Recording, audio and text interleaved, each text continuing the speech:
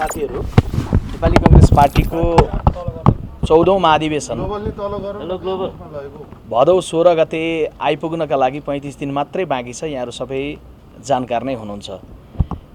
महाधिवेशनको त्यो मितिमा पुग्नु पूर्व हाम्रो 8वटा तहमध्ये 7वटा तहको नेतृत्व चयनको प्रक्रिया हामीले त्यसपूर्व सम्पन्न गर्नु छ र त्यो क्रममा हामी आजको बैठकमा छलफल गर्दै गर्दाखेरि यो पनि जानकारी तपाईहरु राख्नुहुन्छ कि 12 गतेको मिति वडा तहको अधिवेशनको मिति हामीले स्थगित गरेका थियौं र 16 गतेको लागि अर्को मिति छ, जो मितिमा हामीले 753 वटा गाउँ नगरको अधिवेशन गर्नु छ। तर 12 गतेका दिन मात्रै क्रियाशील सदस्यता छानबिन समितिका संयोजक रमेश लेखकले क्रियाशील सदस्यता छानबिन समितिले तयार गरेको प्रतिवेदन बुझाउनु भएको यहाँहरुलाई जानकारी नै छ र त्यो प्रतिवेदन उपर आफ्नो फरक मत पनि समितिका सदस्य केन्द्रीय सदस्य कल्याण गुरुङले राख्नु भएको पनि यहाँहरुलाई जानकारी छ।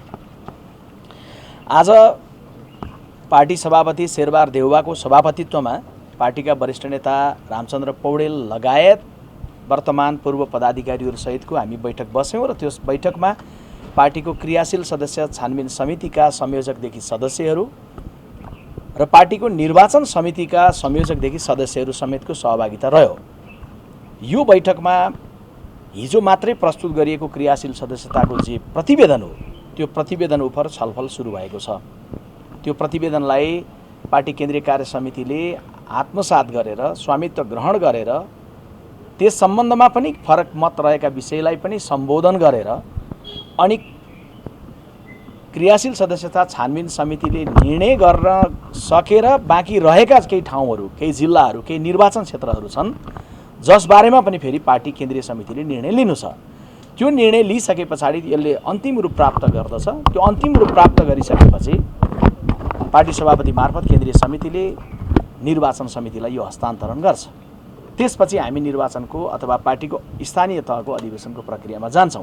त्यसैले आजको बैठक करिब 4 घण्टा झण्डै चल्यो र 3.5-4 घण्टा चलिसकेर आजको छलफल बडा सकारात्मक ढंगले विषयगत रूपमा बुँदागत रूपमा देखिएका चुनौतीहरू, आन्तरिक रूपमा चाहिँ क्रियाशील सदस्यताको व्यवस्थापनमा रहेका चुनौतीहरूलाई समीक्षा गर्दै साथीहरूले धारणाहरू राख्नुभयो र आजको बैठक पछाडि जे प्रतिवेदन क्रियाशील सदस्यता छानबिन समितिले दिएको छ, छानबिन समितिका सदस्य साथीहरूले नै उहाँहरूले नै फेरि भोलि दिउँसोसम्म जे अधुरो रहेका विषयहरू छन्, जे सम्बोधन गर्नुपर्ने, समाधान गर्नुपर्ने विषयहरू छन्, उहाँहरूले नै हेर्ने गरी पार्टीको आजको बैठकले उहाँहरूलाई फेरि जिम्मेवारी दिएको छ।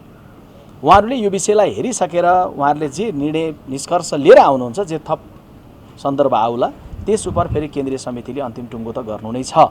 त्यसैले आजको बैठक बडा सकारात्मक ढंगले अहिलेको परिस्थितिमा पार्टीको महाधिवेशनतर्फ जाँदै गर्दा यो व्यवस्थापकीय विषयको सन्दर्भमा पनि छलफल गर्दै जिम्मेवारी लगाउँदै टुङ्गिएको छ। भोलि 2 बजे हामी सभापतिकै यही व्यक्तिगत निवासमा बैठक बस्नेछौं र त्यो बैठकमा पुग्नु पूर्व आजको बैठकमा जस्तै हिजोको बैठकमा जस्तै देशव्यापी रूपमा कोरोनाको संक्रमणको वास्तविक ग्राफ के छ, कति घट्दो छ, कति बढ्दो छ, त्यसले पर्ने प्रभाव असर के छ, जिल्लाहरूबाट साथीहरूले सम्पर्क गरेर के भनिरहनु भएको छ, यी सबैलाई आत्मसात गरेर एउटा जिम्मेवार राजनीतिक दलले आफ्नो महाधिवेशन सम्पन्न गर्दै गर्दा तलको वस्तुस्थिति र आन्तरिक व्यवस्थापनको विषयलाई समन्वय गरेर हामी टुङ्गोमा पुग्छौं। अहिलेलाई मैले तपाईहरुलाई यति नै जानकारी गराएँ। भोलि 2 बजे चाहिँ हाम्रो बैठक बस्छ। छानबिन समितिले एउटा प्रतिवेदन तयार पारेर बुझाइसकेको थियो, फेरि त्यही समितिले तपाईहरुले किन बुझाउनु पर्यो? अब यो पार्टीको आफ्नो प्रक्रिया हुन्छ। तपाईलाई कुनै काम चाहिँ रिपोर्टिङको क्रममा जिम्मेवारी लगाइयो, त्यहाँ अलि पुगेन भने तपाईलाई फेरि किन लाग्यो भनेर कसैले प्रश्न गर्नु स्वाभाविक हुन्छ। महिनौं दिन लगाएर जुन प्रतिवेदन बुझाइएको थियो, अब एक रातमा के फरक पर्छ र के आउँछ अब त्यो? हैन, यो हाम्रो आन्तरिक विषयवस्तु हो नि। एक रातमा चाहिँ के परिमार्जन होला, के कुरो अध्ययन होला, त्यसमा कुन विषय हेर्न भन्ने होला। पार्टीले कुनै विषय आइसके पछाडि त्यसलाई सम्पादन गर्दै गर्दा थप व्यवस्थापन गर्न नयाँ संरचना बनाएर फेरि सुरुबाट चाहिँ बुझ्दै गर्ने साथीहरूलाई लाउन उचित हुन्छ, अथवा जो साथीहरूले 3 महिनादेखि त्यो विषयलाई गहिरोसँग हेरिरहनु भएको छ त्यो विषयलाई उहाँहरूले नै अझै राम्रोसँग हेर्न सक्नुहुन्छ भने त्यो त पार्टीको विश्वासको कुरो हो नि। पार्टीको प्रक्रिया तालिकाका विषयमा छलफल भयो कि होइन? अहिले उहाँहरूले दिनुभएको प्रतिवेदन जो छ त्यो प्रतिवेदन बुझाउँदै गर्दाखेरि केही विषयहरू जो अझै थप मिलाउन सक्ने जे विषय छन् उहाँहरूले त्यो विषय हेर्नलाई, यो भनेको त के हो भने केन्द्रीय तहको विषय भने यो त क्रियाशील सदस्य भन्ने बित्तिकै सबै नै वडाकैसँग सम्बन्धित हुन्छ। किनभने यहाँ छलफलमा बसिराख्नु भएको छ, सानेपामा चाहिँ अनसनमा बसिरहेका छन्, उनीहरूको जीवन रक्षाको विषयमा पनि तपाईँहरूले छलफल गर्नुभयो? निश्चय नै। हिजो तपाईँहरूलाई जानकारी नै छ कि धनुषाका साथीहरू जो अनसन बस्नुभएको थियो, पार्टीका सभापतिले डाक्टर रामशरण महत र डाक्टर प्रकाश शरण महत, एकजना वर्तमान सहमहामन्त्रीजी, एकजना पूर्व सहमहामन्त्रीजी, उहाँहरूलाई जिम्मा लगाए बमोजिम उहाँहरूले संवाद गरेर धनुषाका साथीहरूसँग सल्लाह गरेर उहाँहरू 8-10 दिनदेखि बस्नुभएको अनसन हिजो टुङ्गिएको तपाईँहरूलाई जानकारी नै छ। र जो अन्य साथीहरू कोही आमरण अनसनमै हुनुहोला, कोही धरनामा हुनुहोला, ती विषयहरू उहाँहरूले उठाउने कुरो स्वाभाविक छ। आफ्नो पार्टीको केन्द्रीय कार्यालयमै आफ्नो फरक मत राख्ने हो, विभिन्न ढङ्गले दबाब दिने हो, सुझाव दिने हो, आफ्नो मुद्दा राख्ने हो। त्यो विषयलाई पनि सुनेर त्यो पनि समाधान गर्नुपर्ने हाम्रो कर्तव्य बन्दछ। त्यसकारणले चाहिँ आजको बैठकमा पनि त्यो विषय पनि आयो र हामी एकातर्फ यहाँ व्यवस्थापकीय तयारी क्रियाशीलको बारेमा जाँदैछौँ। यो जाने भनेकै भित्र त यी सबै कुरा पर्छन् त। कोही साथी टाढा महाकालीमा हुनुहोला तर यहाँ धर्ना बस्न अथवा मेरो कुरो राख्न भनेर आउनुभएको छैन, उहाँले अर्कै प्रोसेसबाट राख्नु होला। त्यसकारणले यी समग्र कुराभित्र चाहिँ पार्टीको 14औं महाधिवेशनको तयारीको विषय पर्दछ। हामीलाई के गम्भीरता छ, हेक्का छ भने समय घर्किँदै गएको छ। 35 दिन चाहिँ केन्द्रीय महाधिवेशन उद्घाटन गर्न बाँकी छ होइन। तर हाम्रो चाहिँ के भन्दा प्रारम्भिक चरणको जुन वार्ड तहको अधिवेशन गर्नुपर्ने हो त्यो पनि हामीले अहिले सुरु गर्न सकिरहेको अवस्था छैन।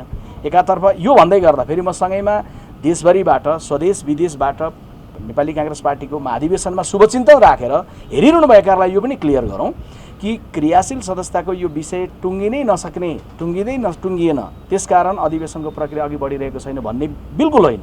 किनभने अहिले जम्मा नटुङ्गिएको भनेको 15-16 वटा निर्वाचन क्षेत्रको विषय मात्रै छ। समग्रमा धरना बसेको भन्नुहोस्, लिखित रूपमा भन्नुहोस्, मौखिक रूपमा भन्नुहोस्, भित्र आएका डिस्प्युटहरू 15-16 वटा निर्वाचन क्षेत्रको मात्रै छ। 15-16 वटा निर्वाचन क्षेत्र भनेको हिसाब मैले किन भनेको भने अघिल्लोचोटि हामीले महाधिवेशन गर्दै गर्दा 33 वटा निर्वाचन क्षेत्रमा समस्या भएर टुङ्गिन नसकेपछि पुरानै क्रियाशीलमा जाउँ न त भनेर गरेको उदाहरण पनि छ।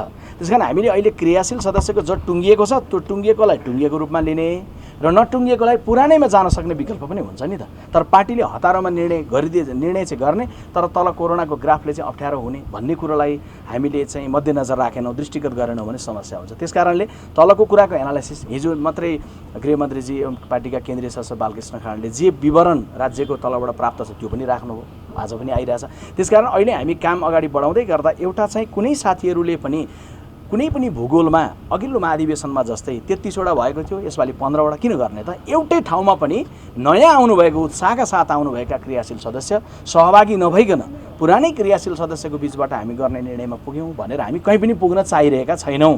त्यसका लागि हामीले समय लगाइरहेका छौँ। अहिले पार्टीले नयाँ शक्ति चाहिँ हासिल गरेर जानुपर्ने अनि पुरानोमा पनि पहिला पनि चाहिँ पुरानोलाई मात्र दिएर गरियो भन्ने खालको अवस्था आउन नदिने सतर्कता, एकता, बौद्धिकता पार्टीले राख्नुपर्छ भनेर नेताहरूको बिचमा पदाधिकारी तहमा छलफल भइरहेको छ। सबै नेताहरूले गम्भीरतापूर्वक यो विषयमा हुनुहुन्छ। पार्टीको अधिवेशनको, पार्टीको जीवनको सन्दर्भमा हामी सबै गम्भीर छौँ। त्यही विषयमा छलफल भइरहेको छ। म तपाईँहरू सबैलाई हार्दिक धन्यवाद दिन चाहन्छु। एउटा प्रश्न यता पालो गरौँ उहाँले त्यसपछि तपाईँ जस्तै अब तपाईँले कोरोनाको अवस्था हेरेर महाधिवेशनको कार्यतालिकाको बारेमा आउने भन्ने खालको कुरा गर्नुभयो। जस्तै कोरोना हिजो अस्तिकै तपाईँलाई चाहिँ गृहमन्त्रीले पनि त्यहाँ खालको चाहिँ विवरण सुनाउनु भयो होला। बढ्दो क्रममा छ यो कुरा, लुकाउने कुरो देखिएकै छ। निश्चय नै कोरोना बढ्दो क्रममा छ र अर्को कुरा चाहिँ वडा तहको महाधिवेशनको कार्यतालिका नै प्रभावित भइसक्यो। अब भदौ फेरि सभापति र तपाईँ पदाधिकारीले भनिराख्नु भएको छ कि भदौ 16 देखि 19 भित्र महाधिवेशन हुन्छ र गर्नुपर्छ। यो परिस्थितिमा अर्को चाहिँ यसमा अर्को थपेँ मैले, हाम्रो चाहिँ निर्वाचन काङ्ग्रेसको निर्वाचन समितिले चाहिँ हामीलाई 53 दिन जति चाहिँ महाधिवेशनको लागि समय चाहिन्छ भनिराखेको परिस्थिति छ भने हामीसँग 35 दिन मात्रै छ। अब यसलाई चाहिँ भदौ 16 देखि 19 सम्म काङ्ग्रेसको महाधिवेशन हुन सक्दैन भनेर बुझ्ने कि यसलाई चाहिँ अझै पनि फेरि यसमा चाहिँ लटरपटर अहिलेलाई यसो गरौँ न, यसलाई कसरी बुझौँ भन्दाखेरि भने नेपाली काङ्ग्रेस पार्टीको महाधिवेशन हुन नसक्ने परिस्थिति भयो, समय र हाम्रो तयारी र कोरोना दुईटै कारण भए। यस कारण भयो भनेर हामी सार्वजनिक रूपमै भनिहाल्छौँ नि। निर्वाचन समितिले आफूलाई लाग्छ भनेर भनेको समय जुन छ त्यो समय केन्द्रीय कार्य समितिले पनि निष्कर्षमा पुगिसकेको समय होइन नि त। उहाँहरूले व्यवस्थित तयारी गर्दै गर्दा लाग्ने जुन समय भन्नुभएको छ त्यो समयलाई कसरी रिड्युस गर्न अथवा कसरी त्यो समयलाई चाहिँ सङ्कुचित बनाएर अलिक छिटोमा काम गर्न सकिन्छ। किन आज तपाईँहरू चाहिँ बिहान 11 बजीतिर भनेको चाहिँ बैठकमा आएर तपाईँहरू अहिले लगभग 4 बज्ने बेलासम्म पनि निरन्तर हुनुहुन्छ भन्दा हामी 12 बजे सुरु भयो होला 4 बजेसम्म बैठकहरू किन गर्नु, लामो किन छलफल हो, सारा कुरो छोडेर प्रधानमन्त्रीदेखि पार्टी सभापति सबै यहीँ किन हुनुहुन्छ भन्दा हामी त्यो घर्किँदै गएको समयका प्रति गम्भीर छौँ। त्यसकारण अहिले के भनिहाल्नु भएन, पार्टीको प्रवक्ताको हिसाबले मैले या पार्टीको कोही नेताहरूले भने भदौ 16 देखि नहुने भयो भन्ने होइन। तर सँगैमा मैले अघि के पनि बताएँ भने एकातर्फ हाम्रो तयारीसँग सम्बन्धित विषय त तयारी होला, तर कोरोनाको विषय चाहिँ अझै ग्राफ बढेर गयो भने एउटा जिम्मेवार राजनीतिक दलले त्यो बेलामा चाहिँ भन्नुपर्ने अवस्था आउँछ कि हामीले चाहिँ यसलाई पछाडि सार्ने भयौँ। त्यस बेलामा संवैधानिक कुरा, व्यावहारिक कुरा, राजनीतिक कुरा थुप्रै उठ्लान् नि त। ती सबै कुरालाई चाहिँ बडा परिपक्वतापूर्वक हेरेर अहिले हामीले कांग्रेसलाई चाहिँ महाधिवेशन गर्नु त कोरोना समस्या देखियो, तर मन्त्री परिषद विस्तार गर्न कोरोनालाई समस्या गरेर त होइन होला नि। अब मन्त्री परिषद विस्तार चाहिँ नेपाली कांग्रेसले गर्ने होइन, यो चाहिँ प्रवक्ताले भन्दा पनि प्रधानमन्त्रीजी मार्फतबाट आउने कुरा हो। अनि सुन्नु त्यो आजको अब उहाँले के भन्दै हुन्छ पालो एकैछिन गर्न सकौँ अनि तपाईँमा आउँछ है त। पनि यही क्वेसन थियो, पहिला थप जोड्न चाहे। जस्तो गठबन्धनको नेतृत्व नेपाली कांग्रेसले गरिरहेको छ होइन। जस्तो यति बेला कोरोनाको महामारी भएर स्वास्थ्य मन्त्री फुल मन्त्री ल्याउनुपर्ने ठाउँमा राज्य मन्त्री ल्याइएको छ। यो कन्डिसनमा त क्याबिनेट विस्तार गरेर भनौँ न चुस्त दुरुस्त रूपले काम गर्नु पर्यो, तर किन गर्न सकिरहेको छैन? अब यसो छ, यसमा चाहिँ के हो भने पार्टीको अहिले बैठक भइरहेको बेलामा पार्टीको प्रवक्ताले मैले त्यसबारेमा बताउने हो। अब जहाँसम्म सरकारको विस्तारको हामीले प्राप्त गरेको जानकारी छ, मैले जानकारी मात्रै भन्ने हो कि सामान्य प्रधानमन्त्रीजी गठबन्धनका नेताहरूको आज बिहान पनि बैठक भएको छ। तपाईँहरूले चाँडै नै मन्त्री परिषद विस्तार भएको विवरण पाउनुहुन्छ। यो मैले अनौपचारिक जानकारी गराएको मात्रै हो, किनभने विश्वप्रकाश शर्मा नेपाली कांग्रेस पार्टीको प्रवक्ता हो, नेपाल सरकारको प्रवक्ता होइन। तपाईँले के भन्नु लाग्नु? मैले अब भदौ 16 देखि हुने महाधिवेशनको विकल्पका विषयमा पनि छलफल भएको छैन। अहिले भदौ 16 मा सुरु हुने केन्द्रीय महाधिवेशन तपाईँहरूलाई के जानकारी गराउँ भने हाम्रो महाधिवेशन भनिरहँदै गर्दा एकैचोटि भदौ 16 को डेट त केन्द्रीय हो महाधिवेशन, तर त्यसको प्रारम्भिक प्रक्रिया जुन वडा तहको छ त्यो सुरु हुन चाहिँ अहिले हामीले नगर्ने त्यो तर्फ नगइरहँदै गर्दा त्यसले स्वाभाविक रूपमा तपाईँहरूले भने जस्तो कार्यतालिका प्रभावित भएको, महाधिवेशनको केन्द्रीय डेटै प्रभावित हुन्छ कि भन्ने खतराहरू उत्पन्न भएको बिल्कुल स्वाभाविक हो। तर अब भदौ 16 मा हुने छैन अनि बाहिर चर्चा परिचर्चामा आए जस्तो 1 वर्ष थप्ने 2 वर्ष थप्ने यसरी मिलाउने भन्ने जुन छ नि त्यो बिल्कुलै त्यसमा चाहिँ नरहनु होला। हामी भित्र त्यो विषयमा कुनै विधिवत छलफल केही पनि भएको छैन। हस्, सबै आदरणीय साथीहरूलाई धेरै धन्यवाद।